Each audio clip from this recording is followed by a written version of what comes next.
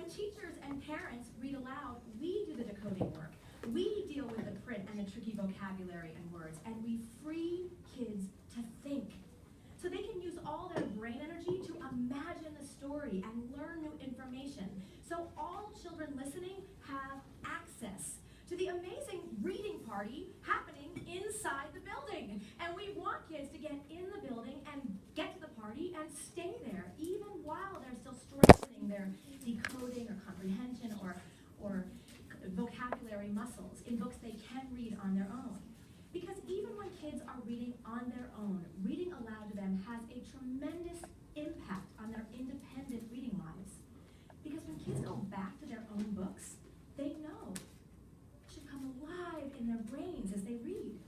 They know that real readers pause to wonder, think, ask questions. They know that real readers let the stories affect them, maybe even change them. So today, if you didn't know already, I'll be presenting on reading to children, which is actually something I'm super passionate about. I love this because it is one of the single-handedly most important things that you can do for a child. So our objectives is importance of reading aloud. Why do we read aloud to children? Number 2, reading aloud techniques. There's so many different techniques that you can use to make sure that your read aloud is excellent for your class, that it's not just normal read aloud. And number 3, choosing a book for read aloud. So making sure that you make the right choice for your presentation or for your read aloud. So I love this quote: the single most important activity for building the knowledge required for eventual success in reading is reading aloud to children. So the single most important activity. So you can't really get any more clear than that. But so motivation is the first reason it's so important to read aloud, because students use their imagination and creativity as their teacher reads to them.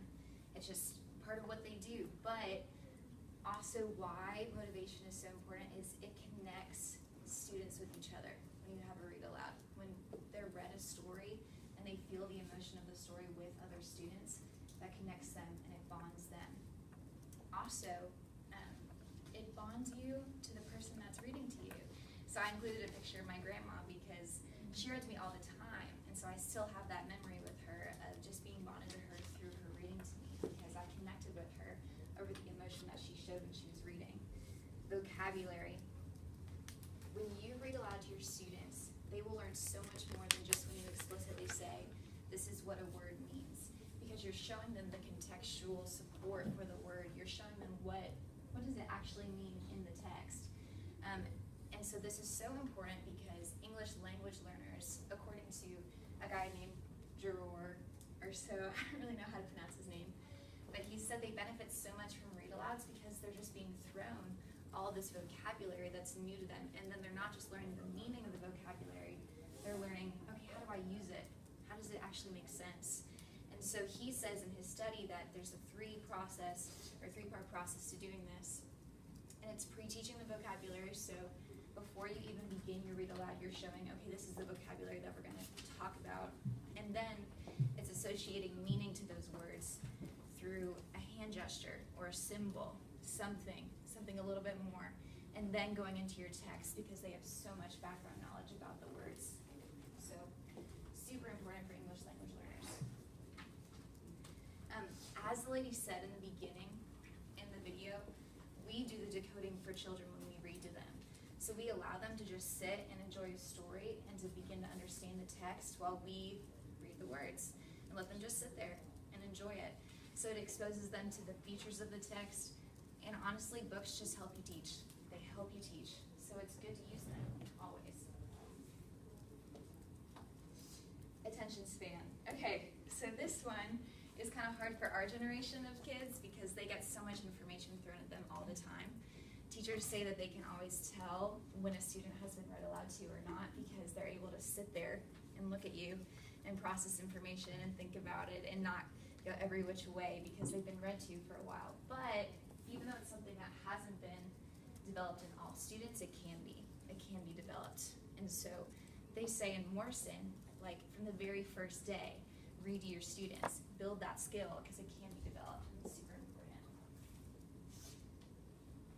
Okay, so techniques. Actually, before I go on, one of the most fun techniques that I found for read aloud was incorporating play with your read aloud. So when you're reading a book to your child, just stopping for a second and saying, oh, okay, let's play a game that's similar to what we're reading about. So like if you're learning about ants, let's stop and play a game about ants. You know, it's like the randomest thing, but it helps students reinforce what they're learning when you're reading to them. So that was really cool. But one of the techniques is using your illustrations. I thought it was interesting how students can rely so much on the illustration that they don't understand the text. And so you want to be careful with how you use that during read aloud. Maybe not show the illustration first, but wait until you read the text and then show it. So that's a good technique for illustration. Questions, just how we do in our read aloud presentations for Maddox. We stop during the text and we ask questions because it shows comprehension and it shows that the students are actually understanding what you're reading to them. They're not just sitting there taking it all in without understanding. So the two types of questions, efferent and aesthetic. Efferent, your information, what is happening, what's going on, what are the details. But then the aesthetic, and I love how the book says it, Morrison and Wilcox say it, is it gives life to the book for the student because you're asking them, how do I feel about this? What would I change if I was the author? What would I do differently? So love that one. But okay, so there are pieces of paper around you. They had little green sticky notes. I want you guys to get in groups. It can be 3 or 4. It doesn't have to be perfect groups. But I want one of you to read aloud the page. And I want the rest of you to look and see, what do you like about the person reading? What do you think is important about their reading? They were so close together. I said, when they came up off the ground, they looked just like one. There was a moaning sigh from Mama. She covered her face with her hands and started crying. I don't know, she sobbed. I just don't know. To think how close you came to being killed, I don't think I can stand anymore. Now, Papa said as he walked over and put his arms around her. Don't go all to pieces. It's all over. Let's be thankful and do our best for old Dan. Do you think he'll die, Papa? I asked. I don't know, Billy, Papa said, shaking his head. He's lost an awful lot of blood, and he's a mighty sick dog. All we can do now is wait and see. Okay. Can someone tell me why you think I had you guys read these pages? Anybody? Yeah. To work on or to notice how we pronunciate things and Yeah. emphasize words. Yeah, Maddie? There's different voices to see how you change voice. Yeah. Okay, perfect. Voice is arguably the most important technique that you're going to use as a teacher. A woman, Mrs. Schmidt, she's a 5th grade teacher in Michigan. She wrote a whole article for the reading teacher about voice.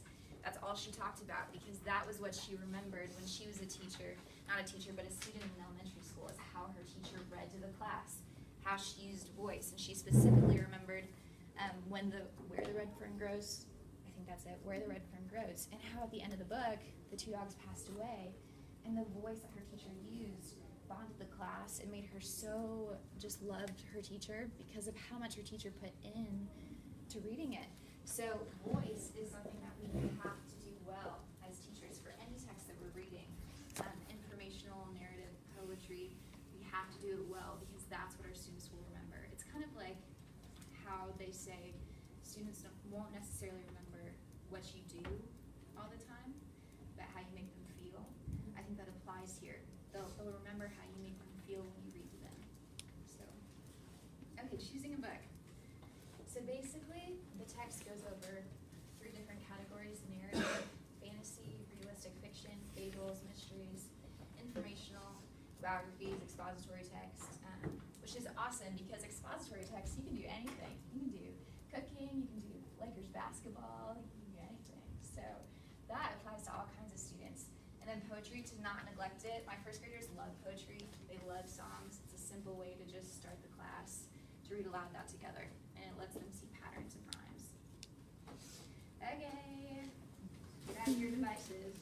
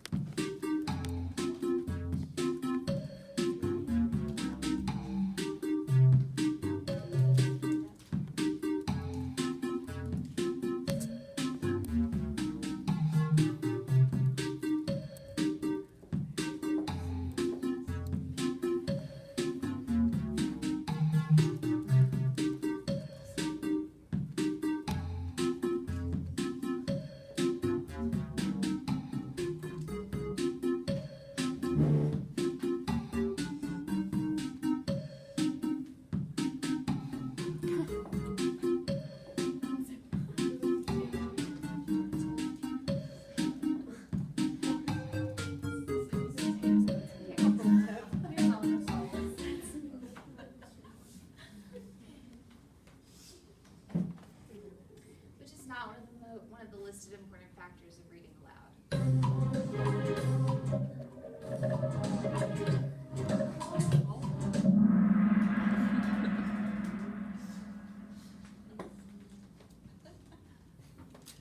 Is reading aloud a vital part of literacy comprehension?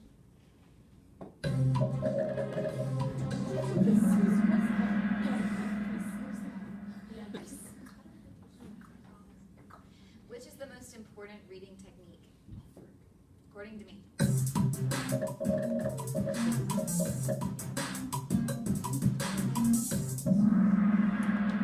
Yeah, they're the same thing. Expression and voice are the same thing.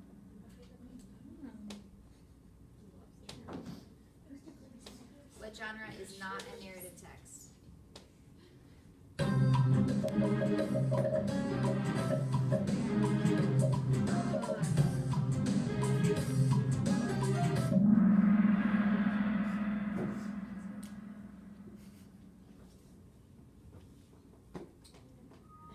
Do you think you need to like the book you read to your class?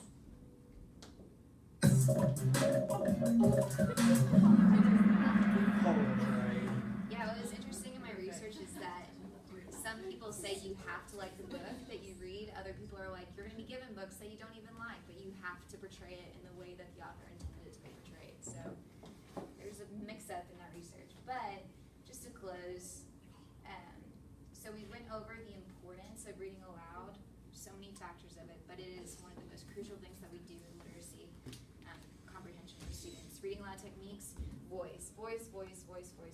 That is the most important technique we can have. Also, be creative and incorporate things that you want to do with your class because they'll work for read aloud. You can incorporate almost anything. And then choosing a book for read aloud, the breadth and depth of what you do, like a lot